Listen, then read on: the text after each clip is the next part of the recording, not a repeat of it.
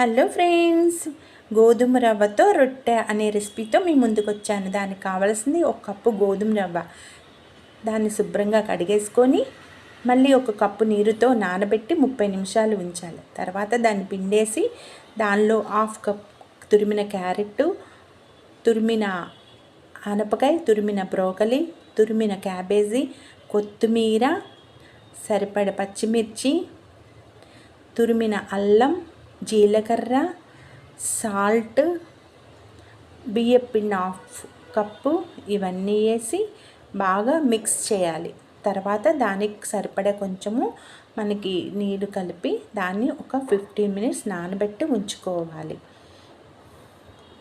ఇప్పుడు ఇంకో కడాయి తీసుకొని దానిలో ఆయిల్ వేసుకొని ఆవాలు, జీలకర్ర, నువ్వులు, ఇంగువ అన్నీ వేసి వేయించేసి నాని ఉంచిన దాంట్లో కలిపేయాలి.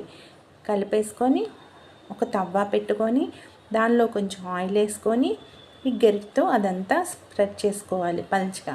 మీడియం ఫ్లేమ్ మీద వేయించుకుంటే బాగా వస్తుంది.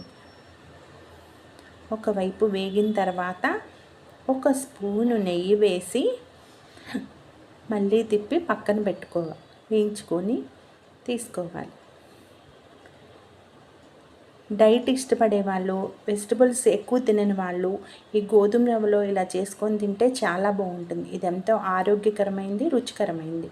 నా రెసిపీ కనుక నచ్చితే లైక్ చేయండి, షేర్ చేయండి, సబ్స్క్రైబ్ చేయండి, కామెంట్ చేయండి. ఓన్లీ తెలుగులోనే ఉంటాయి నా వీడియోస్. ఓకేనా? Bye, see you.